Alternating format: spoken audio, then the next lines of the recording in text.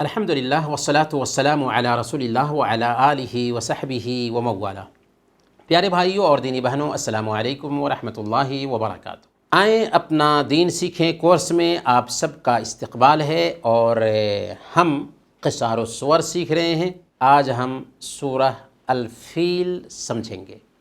اللہ تعالیٰ فرماتا ہے اعوذ باللہ من الشیطان الرجیم، بسم اللہ الرحمن الرحیم۔ أَلَمْ تَرَ كَيْفَ فَعَلَ رَبُّكَ بِأَصْحَابِ الْفِيلِ؟ تم نے دیکھا نہیں کہ تمہارے رب نے ہاتھی والوں کے ساتھ کیا کیا؟ أَلَمْ يَجْعَلْ كَيْدَهُمْ فِي تَضْلِيلٍ؟ کیا اس نے ان کی تدبیر کو اکارت نہیں کر دیا؟ وَأَرْسَلَ عَلَيْهِمْ طَيْرًا أَبَابِيلَ،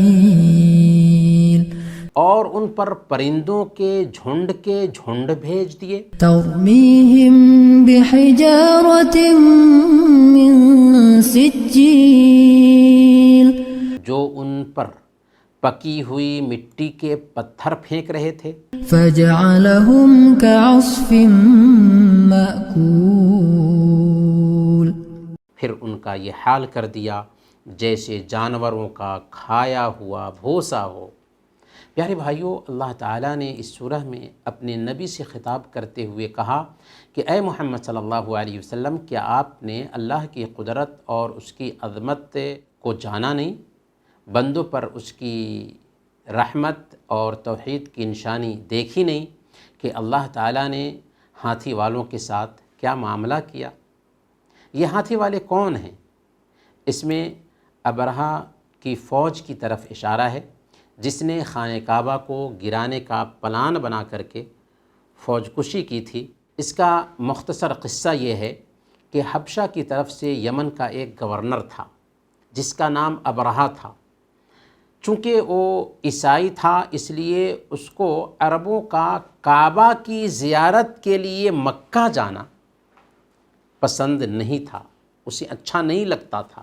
اس لیے اس نے یمن میں ایک بہت ہی خوبصورت چرچ بنایا تاکہ عربوں کے حج کو مکہ سے یمن کی طرف پھیر دے۔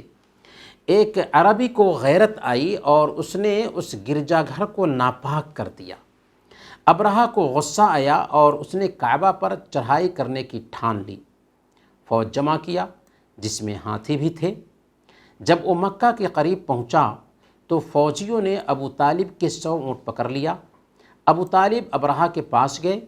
ابرہہ نے ابو طالب کی بہت عزت کی، رسپیکٹ کیا، لیکن جب ابو طالب نے کہا کہ میں اس لیے آیا ہوں کہ آپ کی فوج نے میرے 100 اونٹ پکڑ لیے ہیں، آپ اسے آزاد کر دیجئے، ابرہہ نے کہا کہ ابو طالب، تیری میرے دل میں بہت عزت بیٹھی تھی، لیکن جب کعبہ کے بارے میں بات کرنے کے بجائے اپنے اونٹ کے بارے میں تو نے بات شروع کر دیا تو تیری ساری عزت جاتی رہی۔ تجھے تو پہلے کعبہ کے بارے میں بات کرنی چاہیے تھی جسے میں گرانے آیا ہوں۔ ابو طالب نے بہت ہی پوائنٹ کی بات کہی تھی۔ اس نے کہا تھا میں اونٹوں کا مالک ہوں، اس لیے اسے مانگنے آیا ہوں، کعبہ کا مالک نہیں، اس کا مالک اس کا رب ہے، وہ اسے بچا لے گا۔ سبحان اللہ! ایک غیر مسلم کے دل میں کعبہ کی کیسی غیرت تھی، کیسی عزت تھی کہ وہ اللہ رب العالمین کا حوالہ دیتے ہوئے کہتا ہے کہ اللہ اسے بچا لے گا۔ چنانچہ اللہ تعالیٰ نے پرندوں کے جھنڈ بھیج دیے جن کی چونچوں اور پنجوں میں کنکریاں تھیں جو چنے اور مسور کے برابر تھیں۔ جس فوجی کو بھی یہ کنکری لگتی تھی وہ پگھل جاتا تھا اور اس کا گوشت جھرنے لگتا تھا، یہاں تک کہ مر جاتا تھا۔ خود ابرہہ کا بھی یہی حال ہوا کہ صنعاء پہنچتے پہنچتے مر گیا۔ اس طرح اللہ تعالیٰ نے اپنے گھر کی حفاظت فرمائی۔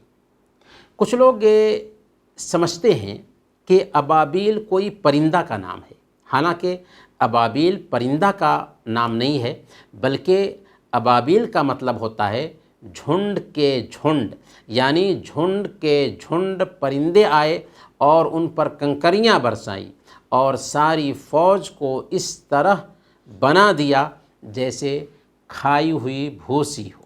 یہ قصہ اللہ کے نبی صلی اللہ علیہ وسلم کی پیدائش کے سال ہی پیش آیا تھا۔ گویا یہ اللہ کے نبی صلی اللہ علیہ وسلم کی پیدائش سے پہلے ایک طرح کی نشانی تھی جسے اللہ نے ظاہر کی تھی، اور عربوں میں یہ قصہ بہت مشہور ہو گیا تھا۔ اسی کی وجہ سے قریش کی عربوں کے بیچ عزت بھی بڑھ گئی تھی۔ اسی لیے سورہ قریش میں اللہ تعالیٰ نے قریش کو یہ احسان بھی یاد دلایا ہے اور انہیں اس بات کی تاکید کی ہے کہ وہ صرف ایک اللہ کی عبادت کرے۔ اسے انشاءاللہ سورہ قریش میں ہم جانیں گے۔ انہی چند باتوں کے ساتھ ہم آپ سے رخصت ہوتے ہیں۔ وصلی اللہ علی نبینا محمد وعلی آلہ وصحبہ اجمعین۔